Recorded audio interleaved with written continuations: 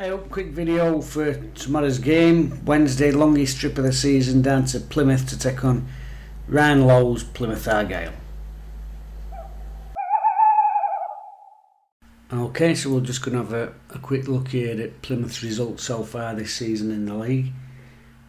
Opening day defeat away at Rotherham at New York Stadium, which is, not a result to be laughed at. We found out ourselves when we played there that Rotherham's going to be a decent side this season, and although it was the Mickey Mouse LDV paint trophy the other day, they give Doncaster Rovers an absolute spanking, so they are a decent side, so a 2-0 down there is not really too much to be upset about. They then play Gillingham at home, good win. Luke Jeffcott scores the goal for them there. They then go on, they get a 1-1 draw. Again, he's on the score sheet. That's against Cambridge at home. 3-1 away at Shrewsbury Town. Is it Shrewsbury or Shrewsbury? How do you say it? I probably say it wrong, whatever they say. 2 goals there from Hardy, the Scottish lad. Jeffcott scores again. And then a home game against Fleetwood. Another one, they're not a bad outfit. We found that out at Hillsborough. We were on top, but we did have to keep at it and break them down. So another 1-1 there, Hardy again. Now these two apparently are quite an old-fashioned strike partnership. Jeffcott and Hardy. 3 apiece for them in the league this season. Both scored a couple more goals in the League Cup and the paint trophy, whatever we call it. So a very useful partnership. Ryan Lowe has brought in Kieran Agard on loan from MK Dons to give himself a few more options up front, because he has talked in the Devon press about the lack of depth in his squad, and then we wanted to get a few more bodies in. And obviously Agard's got a very good record at this level, and actually championship record, so that's a good signing for them, I think. But I don't think they'll be getting a start above these two, because from what I understand, what I've read, and I've been reading the Plymouth Advertiser, is it? Whatever that paper's called. But apparently a very good partnership. One of those partnerships that clicks, you know what I mean? They've got that understanding, they make the little runs and that, what they used to call it, the telepathic thing, didn't they? And do you know what? It's actually quite nice to see an old strike partnership, innit? Old fashioned. I mean, when I was younger, all of football were all about strike partnerships.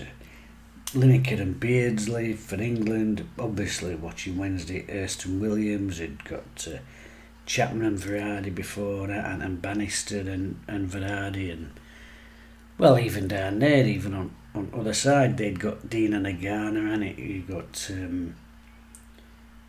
Dalglish and Rush.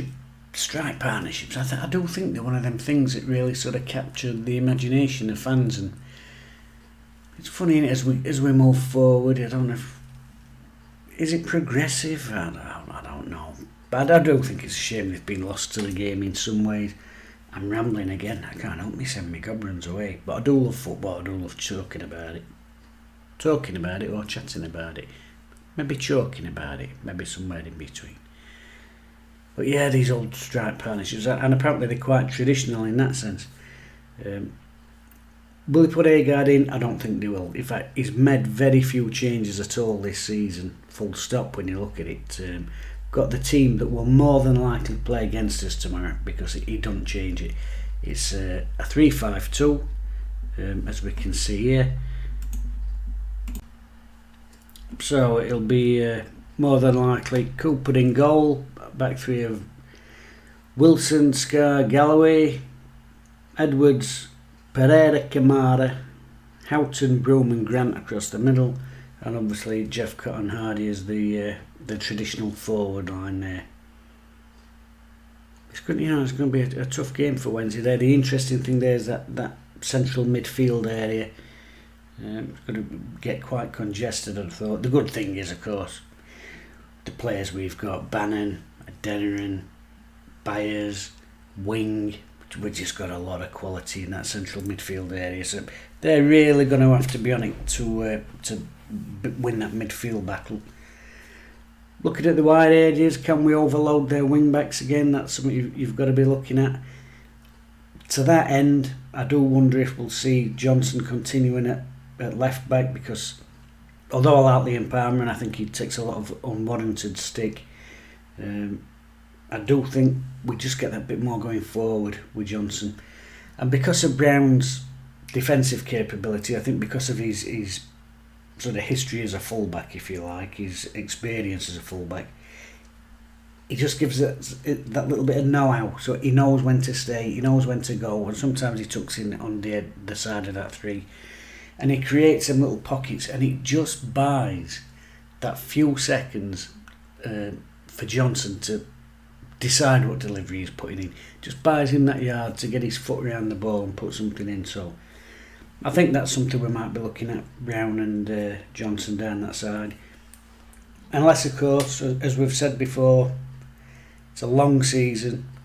If you can win your own games, nick points away, so maybe you'll put Palmer back in and just look to, try and keep those clean sheets coming. So a lot of big decisions for Darren Moore. I think Palmer's been really good, actually. In fact, I thought he was really good the other night at right, but I probably actually thought he was better than Hunt, actually, all truth be told. So that's going to be an interesting one, but we can definitely get at their wing backs in here. Our Wednesday lineup, God, there's that much competition for places. Looking wide areas, Sow, Corbino, Canberra can play out there.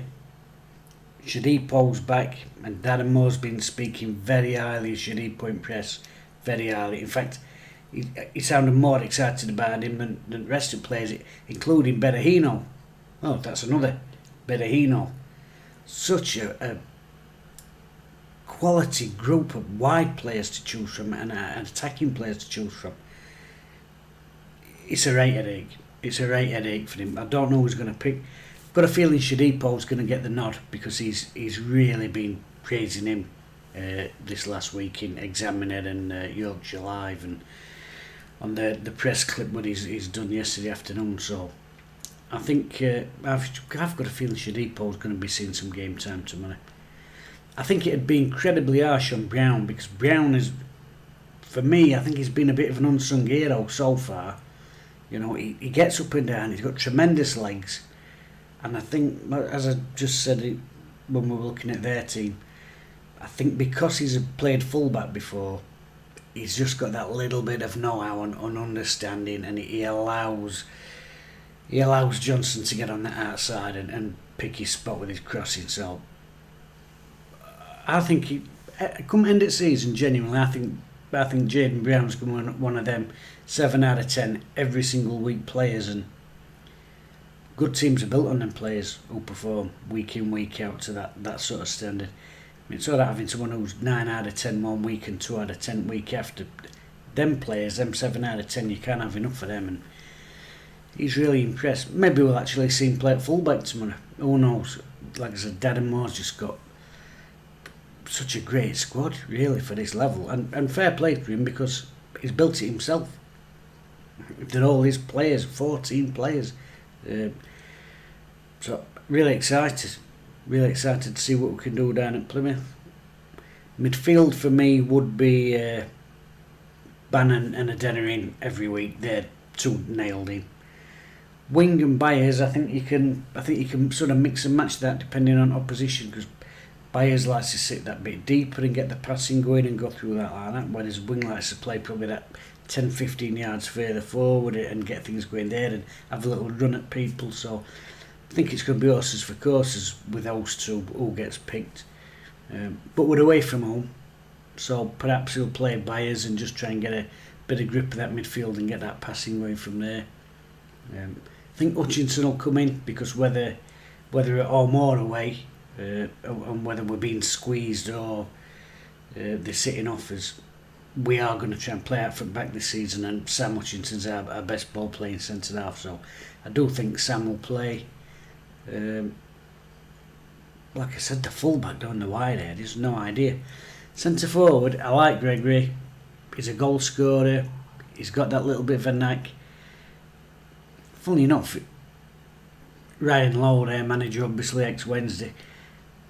Gregory, I think he could be that sort of Ryan Lowe sort of signing, actually. Funnily enough, I think there's a similarity there with obviously third division winning the promotion, and that's what the aim is this season. And he'd come in and he'd got that little bit of a knack, you know.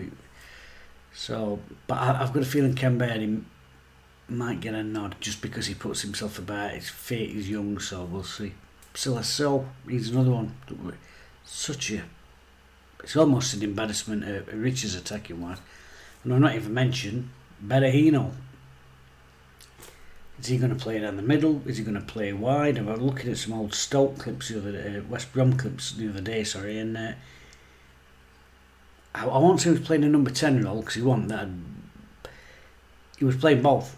He was like 4-4-2, he was the striker, and as soon as he lost the ball, it was 4-5-1, but it was him who was dropping in and making the fifth. And so I watched him, I thought there's actually a really, really good work rate there, you know, because young lads, flair players, playing pull-list ball is not, you know, it's not most young players' idea of a great day out. So there's clearly some hard work and discipline there, and who knows where Darren Moores is going to pick him.